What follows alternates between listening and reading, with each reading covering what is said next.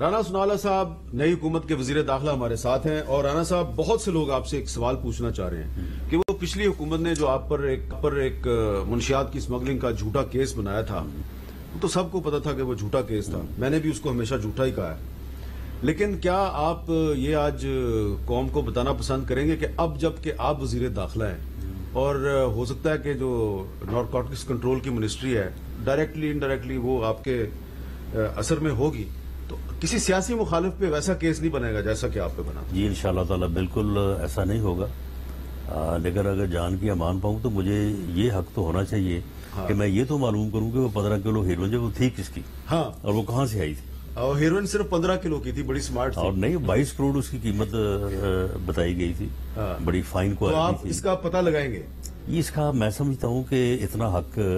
مجھے ہونا چاہیے کہ یہ پتہ کیا جائے کہ وہ کہاں سے آئی، آخر وہ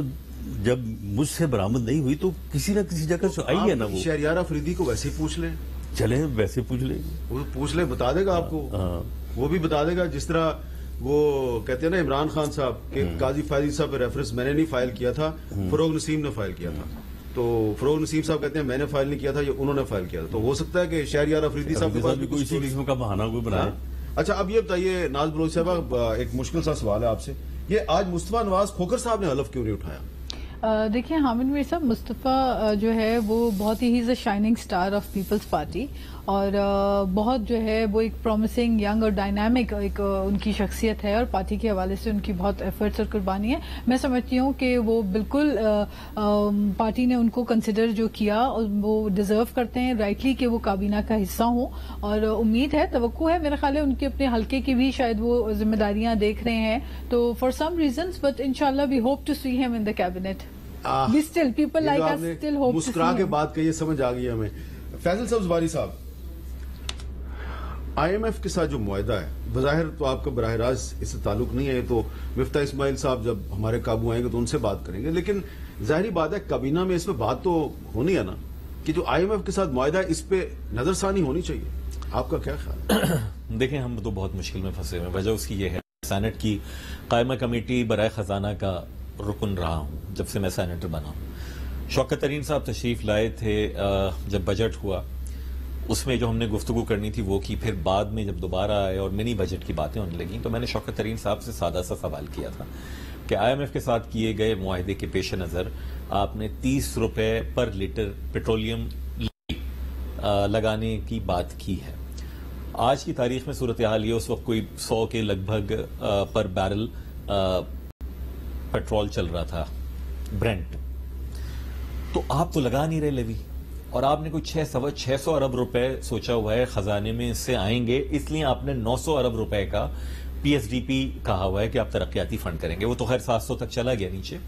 یہ ہم بہت بڑی مشکل میں پھنس گئے ہیں کیونکہ ہم نے لکھ کر دے دی اس طرح کی چیزیں۔ اچھا دیکھیں وہ ان کا پیٹ پیچھا ہے، میرے خیال میں یہ سب کچھ شوکت ترین صاحب سے بھی پہلے ہوا ہے، اسد عمر صاحب کے جانے کے بعد شوکت ترین صاحب سے پہلے جو حفیظ شیخ والے زمانے میں ہوا ہے، جب یونس ڈاگا صاحب نے بھی اس نشست میں بیٹھنے سے انکار کر دیا، یہ سب کچھ ہوا ہے۔ دیکھیں جو بھی خزانے کی پالیسی ہو سب کچھ ہو پرو پیپل ہونی چاہیے، ہمیں اندازہ تو ہونا کہ ہم صرف اور صرف ایندھن کے اوپر یا صرف سیلریڈ کلاس کے اوپر ٹیکسز کے کمٹمنٹ کر کے، جس ملک کی 23% گراس ڈومیسٹک پروڈکٹ ایگریکلچر سے آتی ہے، اس میں ایگریکلچر انکم کے اوپر ٹیکس نہیں ہے وفاق کی سطح کے اوپر، 1% بھی وہ نیشنل ٹیکسیبل پول میں نہیں جاتا۔ اس پہ تو ہم کنسنسس، اس پہ آئی ایم ایف نہیں کہتا، آئی ایم ایف ہمیں یہ نہیں کہہ رہا کہ تم یہ ایمنسٹی اسکیم نہ دو، ریل اسٹیٹ جو سیکٹر ہے جو کالا دھن سفید ہو رہا ہے اس کو ٹیپ کرو، وہ یہ کہہ رہا ہے نہیں سیلریڈ کلاس کے اوپر ٹیکس لگاؤ، تو یہ تو نہیں ہونا چاہیے، ری نیگوشیٹ کی کوشش ہونی چاہیے۔ میری اطلاع ہے کہ مفتاح اسماعیل صاحب کی جلد ملاقات ہونے والی ہے آئی ایم ایف کے حکام سے، آج اتفاق سے وہ حلف میں ساتھ ہی بیٹھے تھے، وہ پروگریسو آدمی ہے، پڑھے لکھے آدمی ہے، بزنس مائنڈ، لیکن اگر تھوڑی سی اگر آپ پارلیمنٹ میں بھی ڈسکشن کر لیں، پارلیمنٹ کو بھی اعتماد میں لے لیں، جی بالکل آپ کی مہربانی ہوگی، لازمی، جی ہم سوال اٹھائیں گے، لازمی بالکل۔ اچھا رانا ثناءاللہ صاحب، یہ آج بی این پی مینگل کے جو دوست ہیں انہوں نے حلف نہیں لیا، اور توقع تھی کہ شاید محسن داوڑ صاحب بھی حصہ بنیں گے کابینہ کا، وہ بھی نہیں بنے، تو یہ کیونکہ کل بی این پی مینگل کے ڈاکٹر جہازب جمال دینی صاحب تھے یہاں پہ، انہوں نے کہا کہ وہ ایک دال بندین کے علاقے میں فائرنگ وغیرہ ہوئی ہے، تو ہم چاہ رہے ہیں کہ کمیشن بنایا جائے اس کی انکوائری کے لیے، تو آپ وزیر داخلہ ہیں اور ایف سی اب آپ کے انڈر آتی ہے، تو کیا کوئی کمیشن بنے گا؟ جی کل جو اختر جان مینگل صاحب ہیں جو صدر ہیں BNP کے، وہ تشریف لائے تھے. ان کے ساتھ ان کے کچھ دوست بھی تھے. تو انہوں نے پرائم منسٹر سے اس بارے میں اپنے جو تحفظات ہیں ان کے اوپر انہوں نے بڑی تفصیل کے ساتھ بات کی، اور ان کے ساتھ پرائم منسٹر صاحب نے اس بارے میں وعدہ فرمایا، اور انہوں نے آگے بات بھی کی ہے کہ اس سلسلے میں جو ہے وہ انکوائری ہوگی اور جو بھی ذمہ دار ہوں گے ان کو سزا ہوگی. لیکن اختر جان مینگل صاحب کا یہ خیال تھا کہ ایسی صورتحال میں کہ جس طرح سے اس وقت ہمارے ساتھ یہ ہمارے علاقے پر خاص طور پہ وہ حلقہ بھی انہی کا ہے، تو وہاں پہ یہ حادثہ پیش آیا، تو ہمیں آپ سیکنڈ فیز میں جو ہے وہ اوتھ لینے دیں، کیونکہ ہم یہ نہیں کر سکتے کہ آج وہاں پہ یہ واقعہ ہوا ہے اور شام کو یا کل صبح جو ہے وہ ہم اوتھ لیں. تو اس میں ان کا جو یہ ہمارے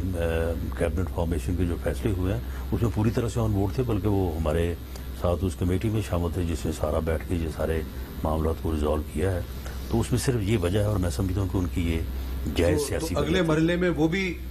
بالکل شامل ہو جائیں گے، کیبنٹ میں وہ اور بلاول صاحب بھی شامل ہو جائیں گے، گورنمنٹ کا وہ حصہ ہوں گے اور بلاول صاحب بھی شامل ہوں گے.